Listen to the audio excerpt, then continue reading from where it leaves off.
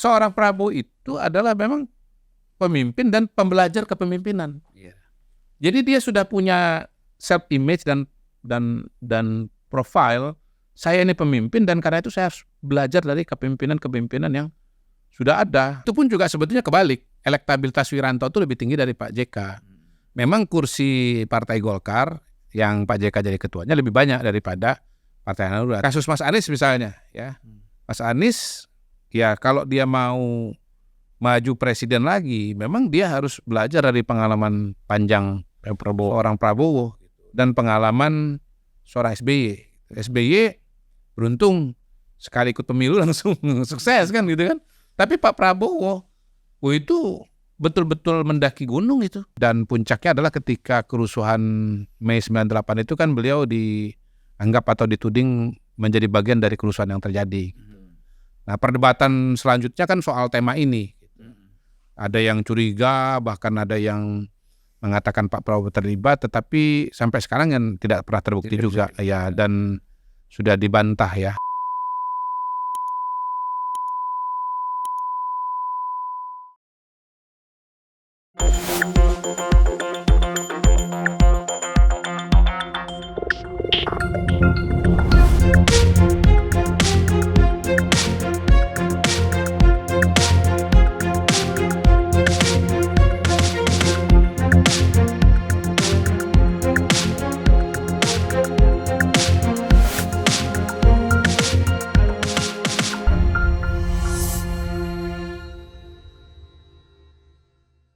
Bismillahirrahmanirrahim. Assalamualaikum warahmatullahi wabarakatuh.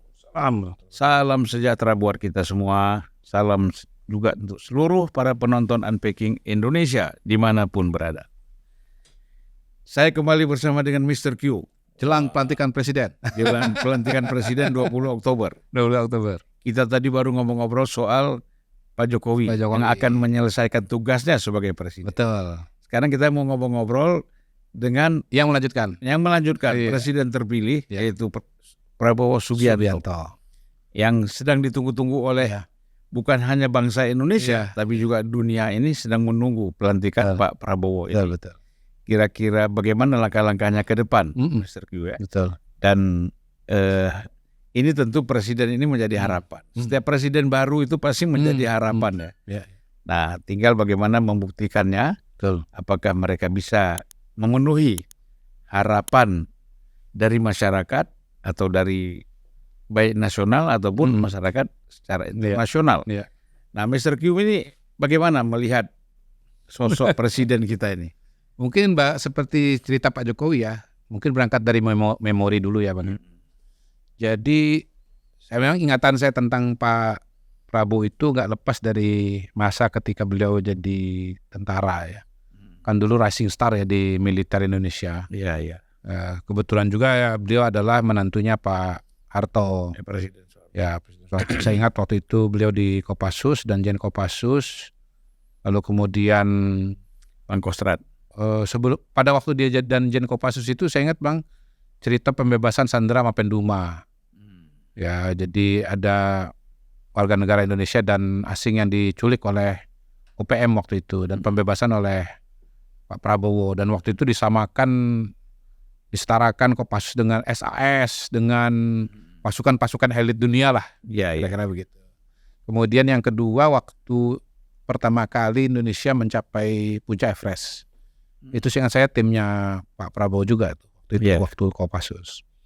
Nah, memang ramainya waktu bicara saat-saat akhir masa jabatan Pak Harto ya, ada dikotomi TNI Merah Putih, TNI Hijau pada waktu itu.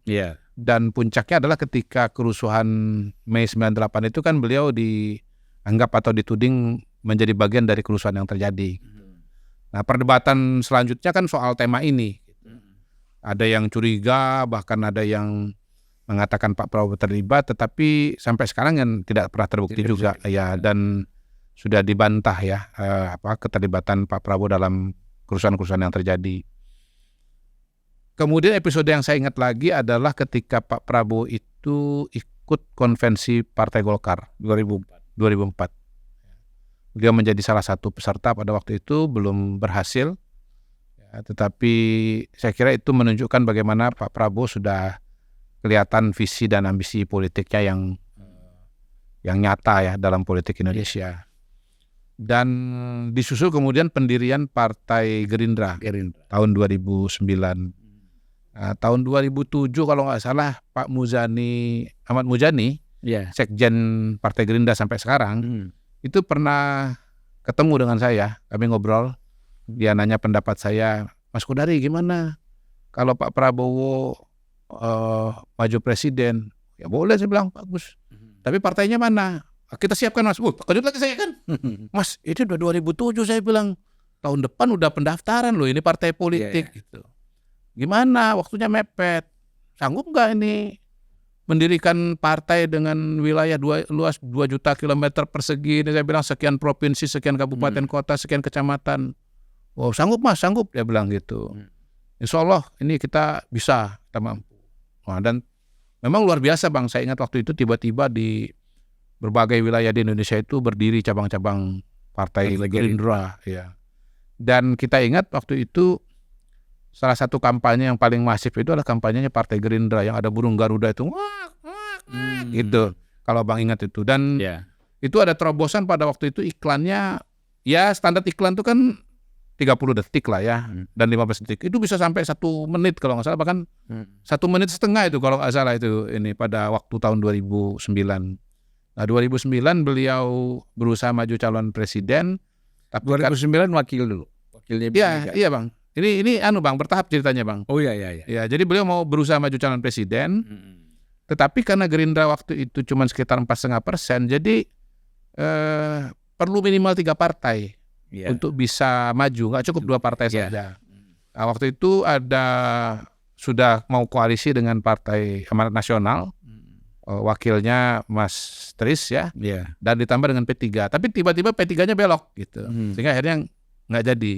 Nah, setahu saya juga ada wacana bahwa Pak Prabowo berpasangan dengan Mbak Puan, tapi tidak direstui oleh Bu Mega atau tidak dikasih oleh Bu Mega. Sehingga akhirnya kemudian Prabowo berpasangan menjadi wakilnya Ibu Mega. Itu terakhir banget Bang. Iya. Jadi setelah upaya presiden itu tidak berhasil, kemudian menjadi wakil presiden. Belum berhasil karena memang pada waktu itu SBY sangat-sangat populer Bang. Saya ingat itu, saya tahun 2008 ditanya mengenai pemilihan presiden oleh teman-teman di media. Mas Kodari gimana pemilihan presiden 2009? Di akhir itu nggak menarik. Udah ketahuan siapa yang menang. Kuat banget Bang. Kuat banget pada waktu itu. Nah pada tahun itu juga saya ingat tuh, saya tuh udah ngomong dengan Pak JK juga itu, Pak, saya bilang jangan maju Nah tahun 2000 sebelum 2009 saya udah ngomong sama Pak JK, Pak, Bapak harus putuskan apakah mau maju presiden dan maju sekarang atau kingmaker aja Pak. Karena Pak SBY itu nggak mau lagi sama Bapak sebagai cawapres. Nah tapi Pak JK nggak percaya sama saya waktu itu. Oh mau Pak SBY sama saya sebagai cawapres gitu kan. Rupanya betul-betul SBY nggak mau lagi dengan Pak JK. Dan akhirnya Pak JK memilih untuk maju. Tetapi ya udah terlambat Bang, waktunya terlalu mepet. Istilah saya itu too little too late gitu. Lain cerita kalau Pak JK itu udah persiapan setahun sebelumnya. Tapi saya udah ngingatkan Pak JK soal itu sebetulnya setahun sebelumnya Bang. Itu Pak JK maju bersama Pak Wiranto ya? Ya, nah itu pun juga sebetulnya kebalik. Elektabilitas Wiranto itu lebih tinggi dari Pak JK. Memang kursi Partai Golkar yang Pak JK jadi ketuanya lebih banyak daripada Partai Hanura. Tetapi kalau kita bicara pemilihan langsung bukan banyak-banyakan kursi, tinggi-tinggian elektabilitas tuh Bang. Itu. Ya singkat cerita Pak SBY menang dalam sekali putaran. Lalu ya 2014 surveinya yang tinggi praktis cuma 2, Pak Jokowi dengan Pak Prabowo gitu ya. Kenapa jadi 2 itu? Ya karena memang yang survei tinggi cuma 2 itu saja gitu. Sehingga kemudian kekuatan politik berkumpul di 2 nama itu. 2019 tarung lagi ya, dan Pak Prabowo kalah lagi dengan Pak Jokowi. 2024 Pak Jokowi bersama dengan Pak Prabowo bersama Pak Jokowi menang gitu. Nah dari proses itu kita bisa melihat bahwa memang Pak Prabowo ini Kopassus sejati nih.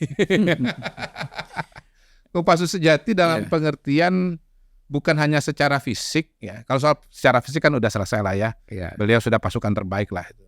Tapi secara mental Bang. Ini Kopassus tulen ini Bang. mentalitasnya untuk terus berjuang gitu ya. Apa istilahnya tuh, maraton ya, lari maraton tuh Bang. Apa istilah lain untuk lari maraton tuh ya, yang lari panjang betul itu. Itu dimiliki mentalitas itu oleh Pak Prabowo itu. Bayangkan Bang. Kalau kita bicara proses politik ya, dan kita ambil patokannya 2004 sampai 2024 itu 20 tahun Bang. Beliau tarung kalah, akhirnya menang gitu Bang. Gitu. Jadi dalam politik istilah Anda bisa mati berkali-kali itu ada game itu berlaku buat Pak Prabowo ya. Beliau ini punya aji-aji rawa rontek ini. Iya, luar biasa. Iya, rawa rontek kalau tembak mati kena tanah bangkit lagi, gitu. Jadi kalau Pak Prabowo itu pidato, Anda bisa dijatuhkan berkali-kali tapi Anda terus bangkit. Ya saya kira itu bukan sekedar pidato, itu diimplementasikan oleh Pak Prabowo, dan itu saya kira salah satu karakter yang menonjol dari Pak Prabowo, bahwa dia punya daya juang, punya stamina itu sangat-sangat tinggi, sangat-sangat kuat. Nah yang kedua, apapun kata orang pro kontra mengenai Pak Prabowo, tetapi beliau ini orang yang konstitusional. Buktinya tuh apa? Dia mendirikan Partai Gerindra, Pak, untuk meniti langkah-langkah politik menuju kepada presidensi. Anies kan juga mau bikin partai. Dia tahu, Bang.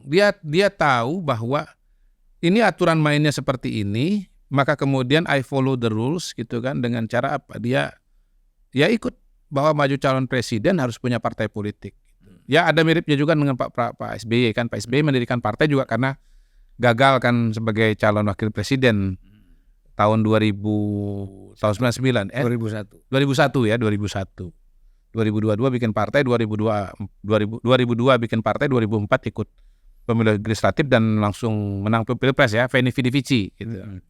Nah Pak Prabowo mendirikan partai tahun 2009 dengan segala beratnya, susah payahnya beliau jalani.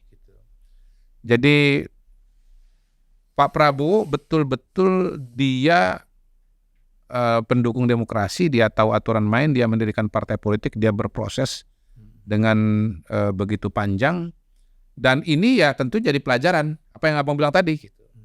Kasus Mas Anies misalnya ya, Mas Anies ya kalau dia mau maju presiden lagi, memang dia harus belajar dari pengalaman panjang orang Prabowo dan pengalaman seorang SBY. SBY beruntung sekali ikut pemilu langsung sukses kan gitu kan. Tapi Pak Prabowo itu betul-betul mendaki gunung itu. Ya. Ya ini buat Pak Anies dan buat para pendukungnya, ya pengalaman dari 2024 ini, jadikanlah, atau kalau Anda mau belajar, lihatlah pengalaman Pak Prabowo dan pengalaman SBY. Nanti Anda akan ikut jalannya Prabowo atau jalannya SBY, walau alam bisawab kan, nanti waktu akan menjawab kan, gitu Bang. Saya sudah mengatakan bahwa sebetulnya secara teori pada hari ini kalau ada orang yang paling potensial mendirikan partai politik di Indonesia namanya Anies Baswedan. Karena dia sudah punya pendukung yang konkret ya Bang ya, 25 juta orang, 25% suara. 25% suara di Pilpres 2024. Nah itu bisa dikonversi jadi pemilih partai. Nah bagaimana konversinya ya tergantung usaha beliau, strategi beliau, kepintaran beliau dalam mengkonversi itu. Tetapi ya Pak Anies itu juga peluang mendirikan partai itu jauh lebih besar dibandingkan dengan misalnya Pak Amin Rais atau nama-nama yang lain yang mendirikan partai. Pak Amin Rais itu ketika dia sangat populer saja di tahun 99, kan puncak popularitas Amin Rais kan tahun 99. Itu cuma bisa 7% ya. 7%, tapi menurut saya itu juga dikonfirmasi dengan hasil Pilpres, bukan 99 sih, tapi 2004. 2004 Pak Amin Rais ikut Pilpres, dia cuma dapat berapa? 11%. Untuk Pilpres ya. Jadi memang sebetulnya perolehan suara PAN itu yang 7,1% tahun 19 itu tidak mengejutkan. Amin Rais itu populer di kepala orang kelas menengah, tapi di kelas menengah ke bawah nggak ada. Buat masyarakat menengah ke bawah tahun 99 itu ya tokoh itu ya Megawati. Tokoh itu Megawati. Nah pada hari ini saya melihat bahwa suara ya tahun 2004 Partai Amanat Nasional suaranya turun lagi cuma 6,4%. Jadi sebetulnya ya kita kalau lihat elektabilitas Amin Rais ya Bang ya, tahun 2004 ikut Pilpres sekitar 11%, lalu partainya 6%, ya dia cuma bisa conversion rate-nya cuma 50% saja. Cuma 50% saja. Nah, Mas Anies 50% saja pun 25 bagi 2 kan dapat 12%. Udah nomor berapa tuh Bang? Iya. Udah 5 besar itu, 4 besar 5 besar itu sudah Bang. Udah gede banget itu. Kursi partainya lebih tinggi dari PKB itu Bang. Cuman kalah sama Gerindra Bang. Ya udah bisa nomor 4 lah. Benar ya. Jadi pertanyaannya kan apakah sekarang seorang Anies punya stamina dan punya daya juang sebesar Pak Prabowo? Itu saya kira nomor 2. Nah, kalau kita bicara Pak Prabowo, ini menarik nih kalau buat saya ya. Kebetulan perjalanan hidup saya tuh nggak seperti Pak Jokowi ya, yang ketemunya agak lama gitu ya. Ya memang susah juga ketemu karena saya di Pak Jokowi, beliau waktu itu lawannya Pak Jokowi. Nah, tapi ada cara membaca Pak Prabowo itu dengan agak mudah. Karena apa? Karena beliau itu menerbitkan buku. Saya kira kalau mau paham Pak Prabowo itu baca bukunya. Yang pertama itu buku Kepemimpinan Militer jilid 1 dan jilid 2. Yang kedua buku judulnya Paradoks Indonesia. Saya nggak tahu itu kan kemudian diterbitkan ulang, apakah judulnya berubah atau tidak saya lupa. Tapi yang saya ingat itu judulnya Paradoks Indonesia. Nah, kalau buku Paradoks Indonesia itu bicara soal ekonomi dan politik di Indonesia. Nah, kalau bicara Paradoks Indonesia, concern Pak Prabowo dengan Pak Jokowi itu sebetulnya sama. Bagaimana Indonesia jadi negara maju.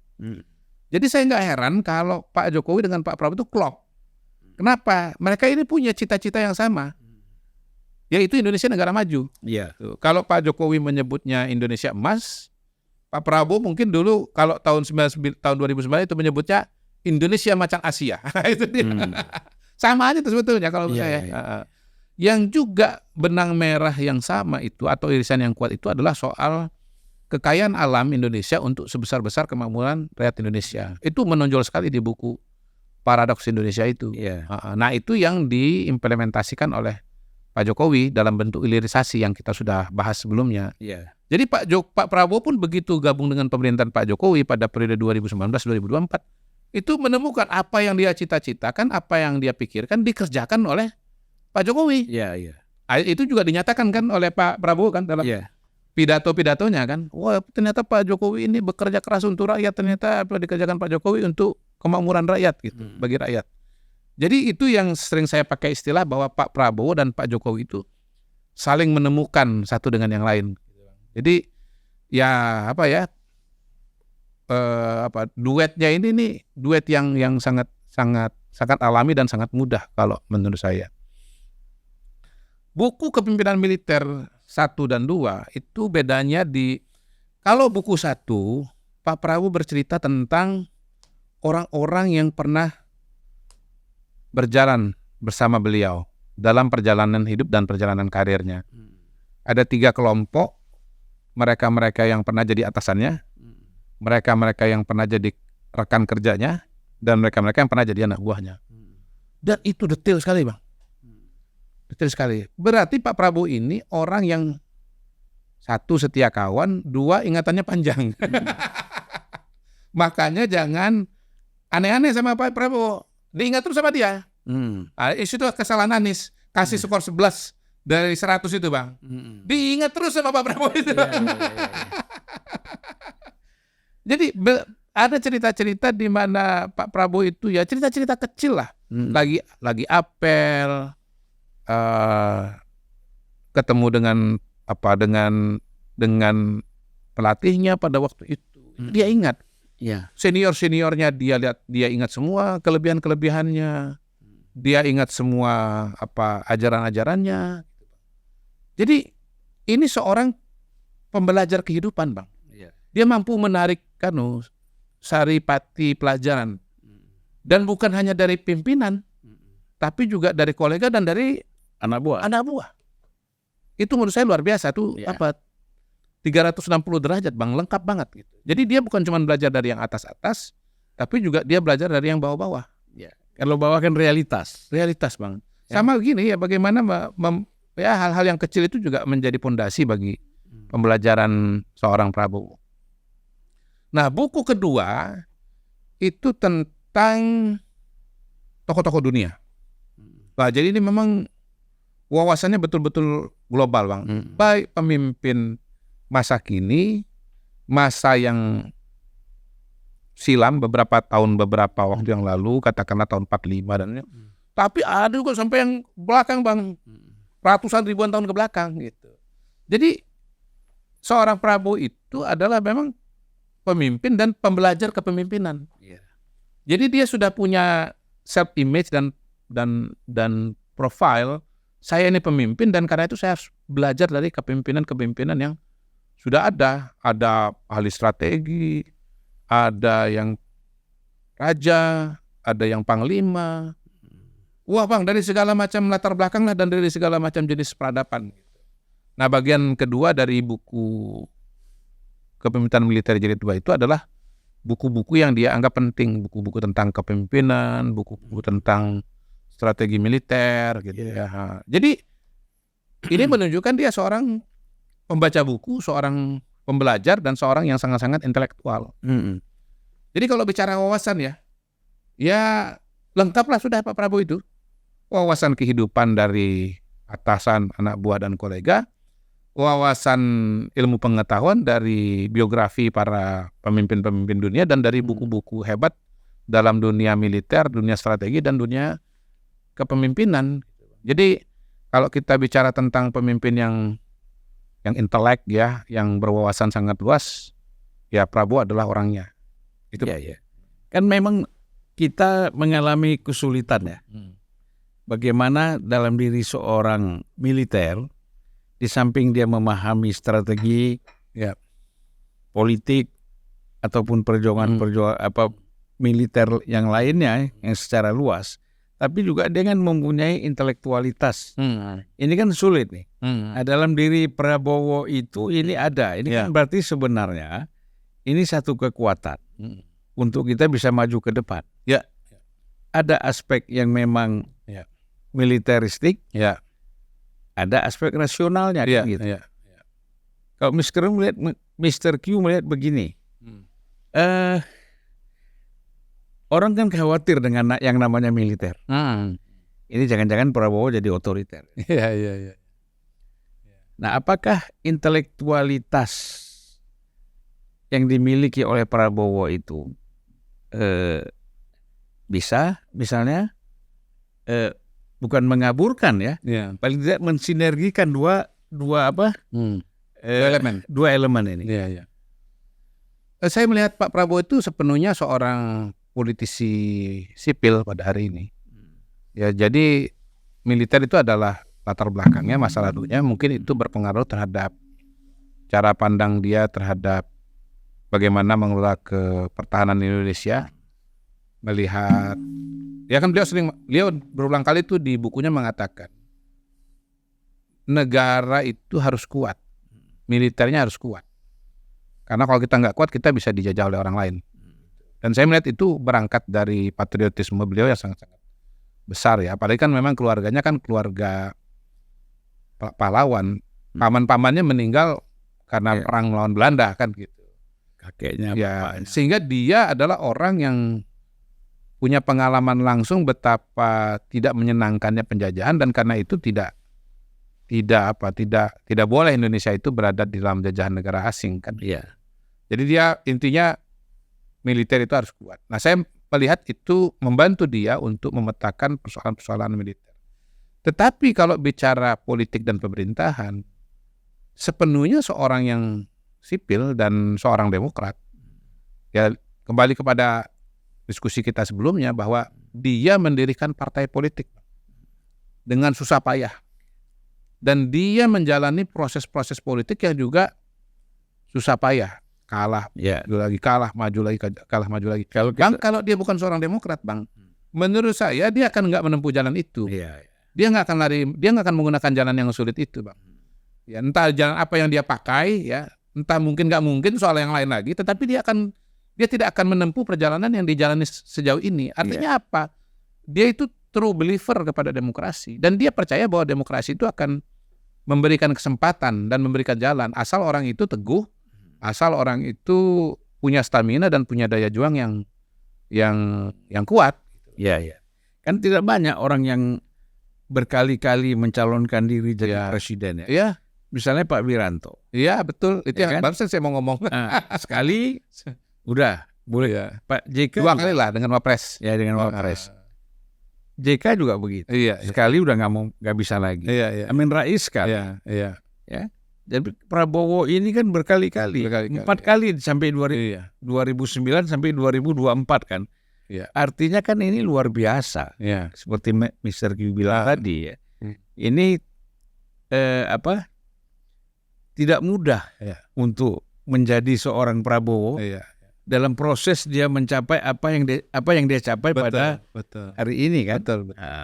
Long march, Bang. Iya. Itu yang saya mau sebut itu. Long march. Iya, bukan maraton lagi, Bang. Long march, Bang. Long march itu perjalanan panjang. Oh iya, berkali-kali lipat dari maraton, Bang. Long march. Iya. Pak Prabowo ini pelari long march ini, Bang. Luar biasa. Iya. Stamina dan keteguhan mental itu. Bukan fisik lagi ya. Kalau long march itu sudah mental itu. Iya. Itu mental. Nah, ya kita harapkan bahwa long march itu, jiwa long march, jiwa patriotik dan daya juangnya Pak Prabowo itu akan bertransformasi menjadi jiwa bangsa kita, Bang. Karena perjalanan Indonesia menjadi negara maju itu juga pasti berat. Tantangannya juga banyak. Saya membayangkan begini, perjalanan Indonesia menjadi negara maju 2045 itu jangan-jangan nanti mirip seperti perjalanan Pak Prabowo jadi presiden.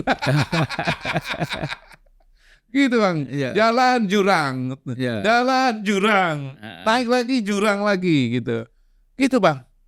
Ya, tapi kalau sudah ada pengalaman kan bisa agak mudah mengatasinya ya.